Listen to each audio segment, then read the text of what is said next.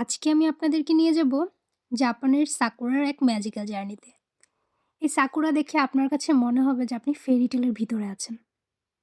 দেখুন সাকুরাগুলা কেমন সুন্দর। আমার ১ম বার সাকুরা দেখা। আমার কাছে মনে হচ্ছিল এটা একটা ড্রিম। বাট সত্যি বলতে এটা বাস্তব ছিল।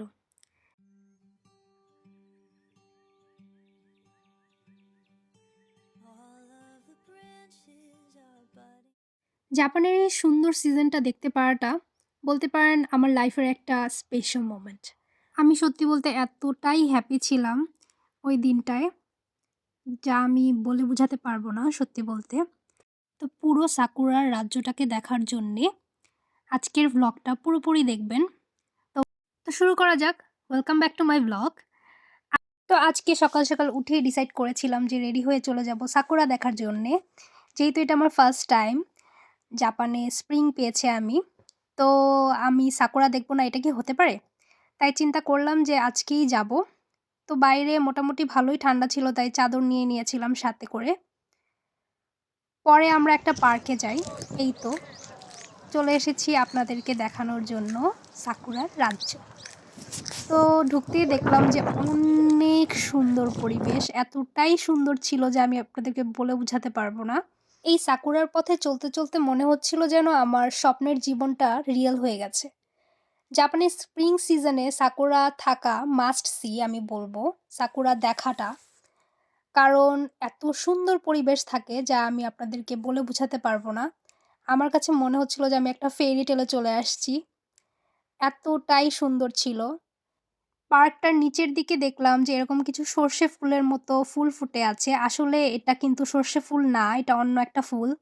কিন্তু এটাও অনেক বেশি সুন্দর ছিল। পুরো রাস্তা জুড়ে এরকম ফুল ছিল। তারপর পার্কে এন্ট্রি করার পর দেখলাম যে চারোদিকে পুরো রাস্তায় আরকি পুরো পার্কটায় আমি বলতে পারবো যে এখানে শুধু সাকুরা গাছই আপনারা দেখতে পারবেন। এটা শিমুশুমার একটা পার্ক। এই পার্কটা অনেক বড় ছিল, অনেক বড়। আপনারা প্রায় অনেকক্ষণ ঘুরতে পারবেন বলতে পারেন। আর কি উপর থেকে নিচ পর্যন্ত আপনাদের ঘুরতে হলেও কমপক্ষে প্রায় ১ ঘন্টার মতো লাগবে যদি আপনারা ফুল এরিয়াটা ঘুরে দেখেন। আমি বলব যে এই জায়গাটা এত সুন্দর লাগে যখন হচ্ছে এই ফুলগুলো ফুটে। আপনারা দেখতেই পাচ্ছেন অলরেডি। কারণ আমি ভিডিও ক্লিপে যতখানি আপনাদেরকে দেখাতে পারছি অতটুকুই দেখাচ্ছি। সত্যি বলতে কি ভিডিওতে আপনারা যা দেখছেন তার থেকেও রিয়েল লাইফে বা রিয়েল চোখ দিয়ে যখন আপনারা এটাকে দেখবেন, আপনাদের কাছে আরও অনেক বেশি সুন্দর লাগবে। কারণ ভিডিওতে না আসলে এই সৌন্দর্য যতটুকু রিয়েল লাইফে বোঝা যায় ততটা আসলে ক্যামেরাবন্দি করা পসিবল হয় না। কারণ ভিডিওতে অত ক্লিয়ারভাবে বোঝাও যায় না অনেক কিছু। এই জায়গাটাতে আসার পর দেখলাম চারো রাস্তায় এরকম ফুলের পাপড়িগুলো পড়েছিল। এত সুন্দর লাগছিল যা বলার বাইরে। এই কারণে আমি ফার্স্টেই বলেছি যে আমি মনে হচ্ছিল যে ফেয়ারি টেলের মধ্যে আছি। তো এইটা আসলে আমার ড্রিম ছিল যে জাপানে আমি কখনো না কখনো এসে সাকুরা দেখতে চাই। ফাইনালি এটা পূরণ হয়েছে। আর আমি বলব যে কারো যদি জাপানে আসার ইচ্ছা থাকে, তা আপনারা যদি ঘুরতে আসতে চান তাহলে আমি বলব আপনারা স্প্রিং সিজনটাই চুজ করেন। কারণ এইটা বেস্ট টাইমিং জাপানের সৌন্দর্য দেখার জন্য। তা আমি এখানে অনেক ভিডিও করছিলাম।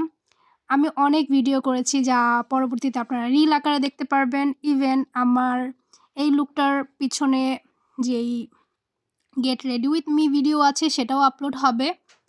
যাওয়ার পরে আমরা দেখতে পারলাম যে অনেক মানুষ ছিল, অনেক বেশি মানুষ ছিল। বেসিক্যালি নরমালি আমরা এতটা মানুষ দেখতে পারি না পার্কে। কিন্তু সবাই এই টাইমটায় আসলে গিয়েছিল কারণ সবাই ফটোশ্যুট করতেছিল, অনেক বেশি এনজয় করতেছিল সবাই। দেখলাম অনেক কাপল ছিল যারা বাচ্চা নিয়ে আসছে। সবাই পিকচার তুলতেছে, ভিডিও করতেছে। তো আমার কাছে তো খুব ভাল লাগছে টাইমিংটা।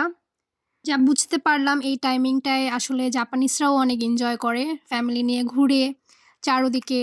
তারপরে এই সাকুরা ওরা দেখার জন্য ইভেন ওরা উৎসবও পালন করে এই সাকুরার জন্য। ইভেন ওরা বন্ধের দিনে এরকম সাকুরা যেই স্পটগুলো আছে ওখানে যেয়ে পিকনিক করে। তো আই থিঙ্ক এটা খুব সুন্দর একটা পরিবেশ যদি আপনারা পিকনিক করতে চান, তো জাপানে যারা আসবেন তারা অবশ্যই এই সাকুরা যখন ফুটবে এটা মিস করবেন না। এটা অনেক সুন্দর একটা অনুভূতি আমি বলব। তো আজকের ব্লগটা এ পর্যন্তই। আশা করি সবার ভালো লেগেছে আর অবশ্যই আমার পেজটাকে লাইক, কমেন্ট দিয়ে পাশে থাকবেন। আল্লাহ হাফেজ।